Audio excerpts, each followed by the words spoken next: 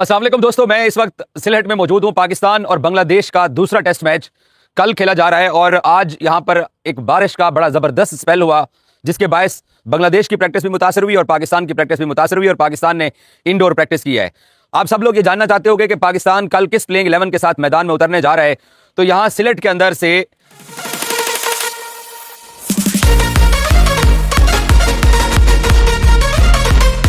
में बिठाने के बारे में ऑलमोस्ट फैसला किया हुआ है। एक सरप्राइज है आप लोगों के लिए, उनका नाम है इमामुल हक।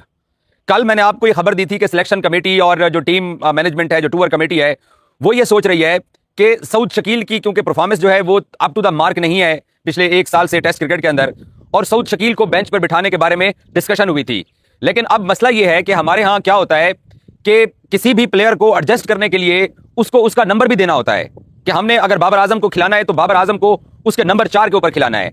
तो सऊद शकील और बाबर आजम की जो रिप्लेसमेंट थी वो बन नहीं रही थी, क्योंकि सऊद शकील अगर ड्रॉप होते तो फिर उस नंबर पे नंबर 5 के ऊपर किसने खेलना था, या नंबर 6 के ऊपर समटाइम सऊद खेलते हैं, आगा पहले आते हैं या सऊद पहले आ जाते हैं।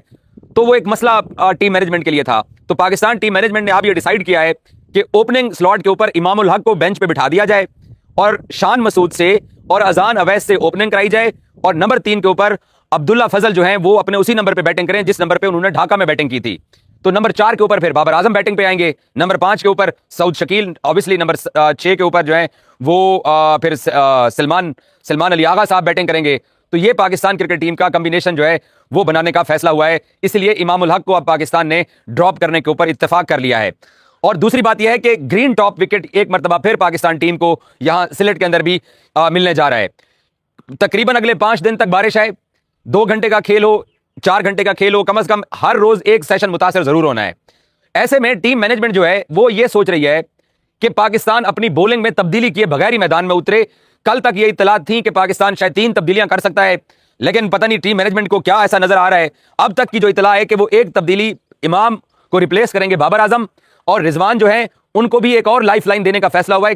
हेड कोच सरफराज अहमद ने प्रेस कॉन्फ्रेंस में कहा कि मुझे यकीन है कि मैं एक विकेट कीपर होने के नाते जो रिजवान से गलतियां हुई हैं मैं उनको अंडरस्टैंड कर सकता हूं, तो लिहाजा फॉर्मेट चेंज जब होता है तो विकेट कीपर बैट्समैन को परेशानी होती है। तो ये उन्होंने रीजन दी कि फॉर्मेट चेंज जब होता है तो प्रॉब्लम होती है किसी भी विकेट कीपर को। तो उन्होंने कहा कि जी मुझे यकीन है कि रिजवान न सिर्फ अगले मैच में अच्छी विकेट कीपिंग करेगा बल्कि अगले मैच के अंदर अच्छी बैटिंग भी करेगा। अब मुश्किल वक्त में सरफराज ने रिजवान को अंडरस्टैंड किया है। एक विकेट कीपर ही विकेट कीपर का दर्द महसूस कर सकता है। पहले तो सुनते थे कि कोई औरत ही औरत का दर्द महसूस कर सकती है, अब एक विकेट कीपर ही विकेट कीपर का दर्द महसूस कर सकता है। तो सरफराज साहब ने रिजवान साहब को एक और चांस देने के ऊपर इत्तेफाक कर लिया और रिजवान साहब कल की प्लेइंग 11 के अंदर हिस्सा है।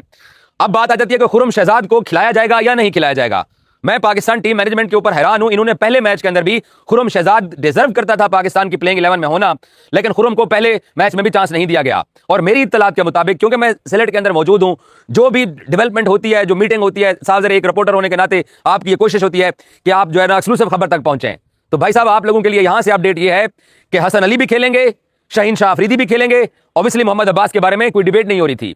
कल तक ये डिबेट थी कि शाहीन को बिठाया जाए और खुर्रम शहजाद को मौका दिया जाए, क्योंकि शाहीन की परफॉर्मेंस नहीं आ रही है।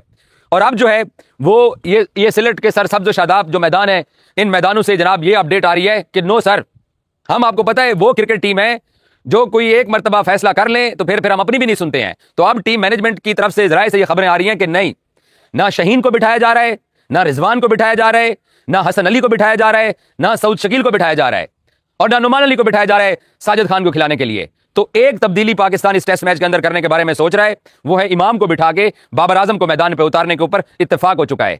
खुर्रम शहजाद डिजर्व करता है। इसी बांग्लादेश के खिलाफ पिंडी के अंदर जो 2 टेस्ट मैचेस हमने हारे थे और एक तरह से एक टेस्ट नेशन होने के नाते हमारी शर्मिंदगी हुई थी, उसमें सबसे ज्यादा जो आउट थे वो खुर्रम शहजाद के थे।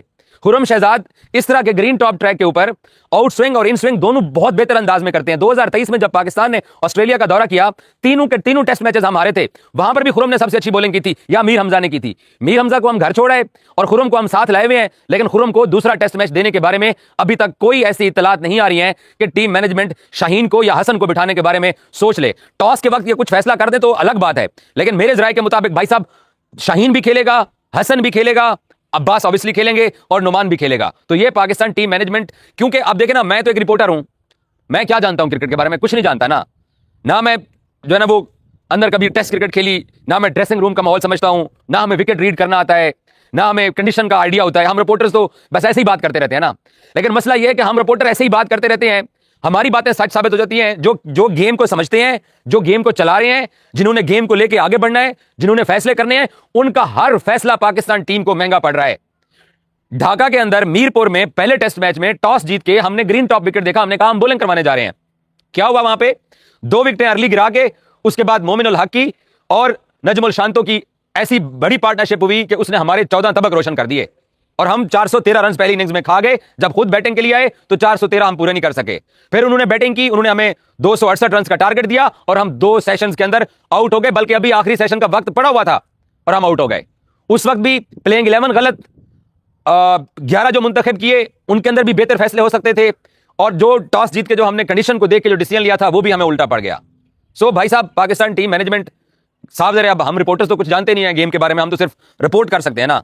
सो हमारे कहने ना कहने से जो है ना वो किसी को फर्क नहीं पड़ने वाला। लेकिन मेरा दिल ये मानता है कि खुर्रम शहजाद डिजर्व करता है प्लेइंग 11 में होना। और इमाम उल हक को किस बेस के ऊपर हम ड्रॉप कर रहे हैं? एक इनिंग्स, दूसरी इनिंग्स में लंच से पहले वो लड़का आउट हो गया, क्या आपके बाकी नहीं 7 आउट हुए? सऊद शकील साहब, सलमान अली आगा, कप्तान शान मसूद। मेरे बस में होना, ईमानदारी से अगर पाकिस्तान की बेस्ट प्लेइंग 11 बनानी हो ना तो कल के मैच में ड्रॉप होना कप्तान का बनता है। बाबर आजम आ जाए, आप अपनी ओपनिंग जोड़ी, पहली इनिंग्स के अंदर 100 रन की पार्टनरशिप हुई आपके ओपनिंग स्टैंड के ऊपर, इमाम उल हक की और अजान अवैस की।